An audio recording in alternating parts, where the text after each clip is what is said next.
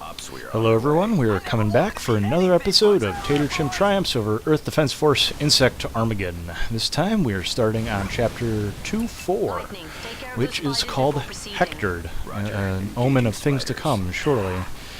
This level is actually one of the more obnoxious levels to take on in almost any difficulty if you are not overly prepared like I am. Even still, it could be a bit of a pain. I actually think that I have the wrong gear for this, so I'm mostly going to be trying using the Lycanzite.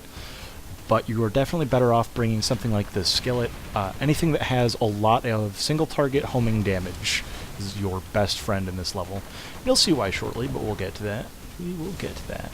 So for now, it's just some robot spiders, some rendezvousing, your usual. I am going to blow up these surrounding buildings, and then we'll want to take out these ones over here.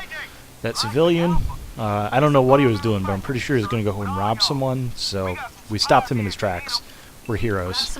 We did it. Alright, so there's a ton of health around here. There's Giant Tank, which actually I haven't shown off yet because it's mostly worthless.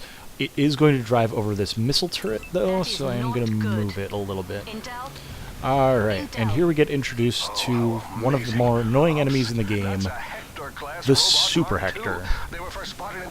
The Super Hector, absolutely enormous, as you can tell, has a lot of extraordinarily damaging attacks, and his only weak spot is that little chest cavity that you see.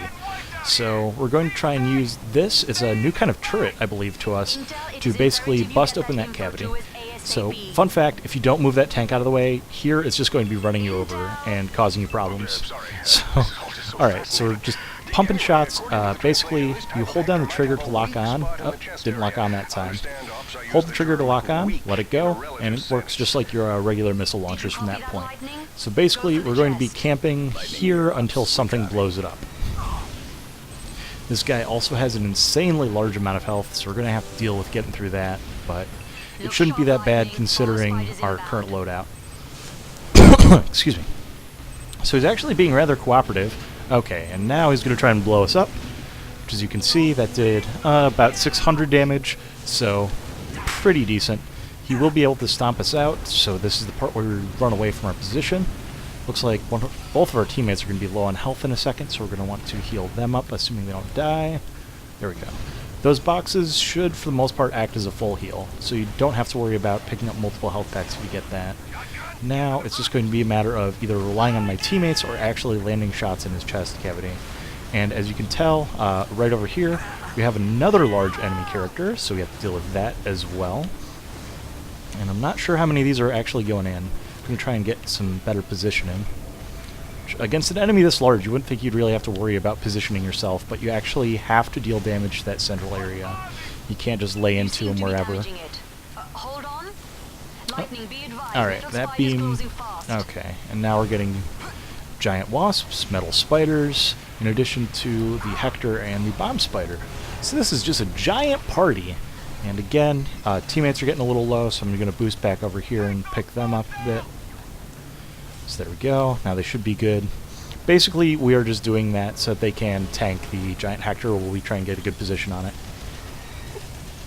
Using your teammates as bait has been a good idea most of this game.